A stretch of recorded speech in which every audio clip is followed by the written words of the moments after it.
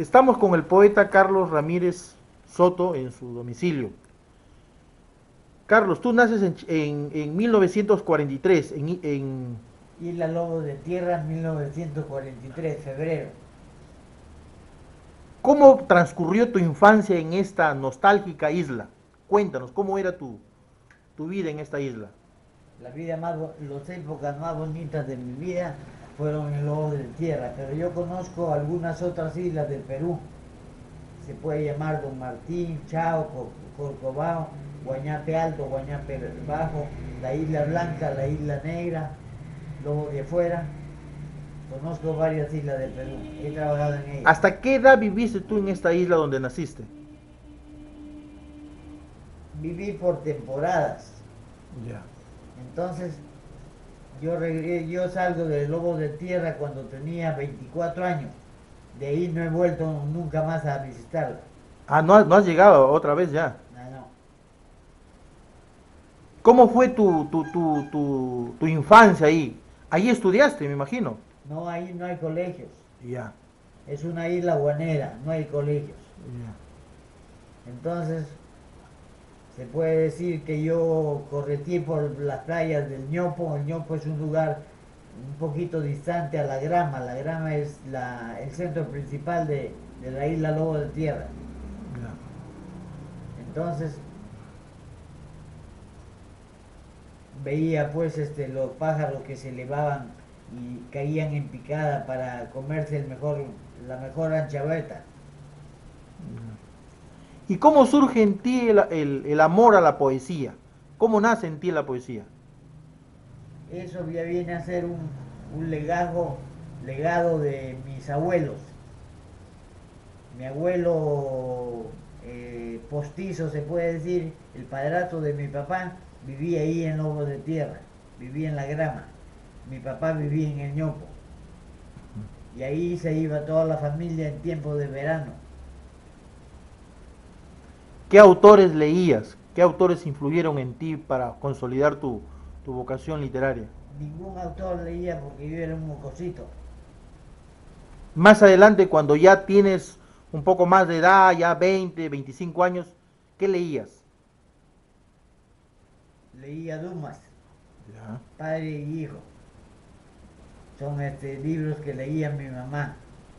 Y yo les daba una ojeadita. ya. Poetas, en el caso de poesía, En el caso de poesía no leía ninguno. tú no tuviste influencia literaria de ningún autor, No leía, simplemente. pero ya un poco más adulto, 30, 35, 40 años, ¿qué leías? A Delgado Bravo, Ya, leía Delgado Bravo, leía José de Espronceda, ya, Manrique, Quevedo ya. y así algunos. O sea, tú en realidad más te dedicaste a producir que a leer. Claro, Y dime una cosa, ¿y qué libros en sí has publicado? Dándonos los títulos de los libros y más o menos los años si te acuerdas. he publicado Ínsula a Solas en el 75. Ya. He publicado El Génesis, que es un poemario de acrósticos, el 83 creo, o el 81, no me acuerdo bien. Ya, Tengo como 18 poemarios publicados, pero no recuerdo mucho. ya. Yo todavía estoy en un proceso de recuperación de mi salud. Correcto, todos lo sabemos, perfecto. Dime una cosa, cuéntanos algo un poco de esta experiencia del río que se daba en el INC con Alfredo José, con Winston Orrillo. ¿Cómo era esa época? Danos una idea, cómo eran esos debates literarios. En la primera sala que ahora la han anulado en el Instituto Nacional de Cultura estaba un mesón grande, ¿no? Y ahí se reunían los muchachos de Alba con Guillermo Ortiz, Carlos Bancayán, los hermanos Rodríguez, eh, ¿cómo se llama? Carmen Lescano, que estábamos cosita. Después y al fondo se reunían los muchachos del grupo El Río con Néstor Tenorio y así algunos más. El río era un grupo muy diferente a lo de Alba, ¿no? Sí, El río era... ¿Qué caracterizaba al río? El río era casi un grupo político. Ya. ¿Y quiénes lo conformaban?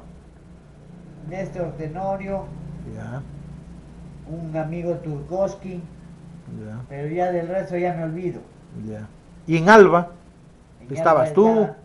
estaba yo, a la cabeza Delgado Bravo, estaba Carlos Bancayán, Guillermo Ortiz, eh, Jorge Fernández Espino, Ya, porque Jorge Fernández Sánchez estaba en el río. claro. Había, me imagino, debates, polémicas en torno al papel, al rol de la literatura y del poeta dentro del campo social, dentro del campo político. Claro, había todo eso, pero eran días especiales. Por ejemplo, un viernes nadie nos votaba del INC. Ya, Un viernes, por ejemplo, se hablaba sobre esas cosas. ya. ¿En algún momento había alguna rivalidad o es que en No, realidad se comprendían? Porque parece que estos grupos funcionaban perfectamente bien, ¿no? A sí, pesar de las diferencias ideológicas. claro. Nosotros no peleábamos con el río. Ya, Se acercábamos al río, los del río se acercaban a Alba, tal vez lo harían por las muchachas que habían en Alba. ya. ¿Quién estaba ahí? Beatriz. Beatriz Moreno, estaba Marina Plaza, una chica de apellido Silva Salgado, Silva, sí, habían varias. Y también estaba mi compadre Pepe Díez en Alba. Pepe Ujú, Díez que después se fue a Holanda. ujú. Y dime una cosa, Winston Orrío también jugaba un papel importante en el Río, ¿no? En Él era el el río, asesor, ¿no? él era el asesor del río. Como Delgado Bravo era el asesor de Alba, Wilson era del río el asesor. ¿Y qué autores o qué personalidades literarias en la época en que ustedes se activaban con el Río, en el caso tuyo con Alba y en ellos con el Río, qué autores de la escena literaria nacional vinieron a Chiclayo? Uh, en el 66 creo que fue. Vinieron como 30. Ya, algunos, ¿sabes? Que te acuerdas. El que me acuerde va a estar bien difícil. César Calvo de repente. Ya. Pero el que me acuerde de todo el Claro, conglomerado, toda la gente no, no, no, no, claro, claro. no. Pero fue el único año que vinieron tanta gente a... ¿En qué año me dices qué año fue? De repente el 66 más o menos. Ya, ya, ya. Ah, Ya. ¿Y las ediciones cómo eran? ¿Habían ediciones? ¿Se hacían en en mimeógrafos? mimeógrafos se hacían las Mimeógrafos, ¿no? ediciones, sí. ¿Y En quiénes publicaban más? ¿Qué autores eran los que más se dedicaban a publicar? Bueno, ahí publicaba Guillermo Ortiz, Cholo Bancayán, Ya. estaban a cargo de la publicación. Entonces me invitaban a mí a participar, yo participaba y tenía una cosa muy bonita, Alba, porque nosotros entrábamos a las 7 de la noche a las sesiones y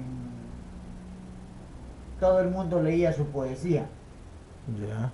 A veces Carlos Bacallán me decía, aquí te has equivocado, debe ser así. Yo le decía, está bien, debe ser así. Pero también un día agarré un poemita que no era mío, era de Pablo Neruda, un trocito, y lo puse ahí dentro de mi poesía. Y lo ¿Lo primero detectó? que sí, Carlos Bacallán hizo, no, este poema no debe ser así, dijo. O sea, él cayó en el anzuelo. Ujú. Y dime una cosa, la poesía de los 60, en la que ustedes se ubican, 60, ¿en qué generación? 60. 60, ¿no? Se ubican ustedes. ¿Qué particularidades temáticas tenía? ¿Había un proceso de identidad? ¿Había una identificación con los temas regionales, con los temas locales, ¿no? No mucho, Ah, no mucho. no mucho, no. ¿Y cuál es la temática? Pero, ¿había algún consenso para tocar algún tema en particular?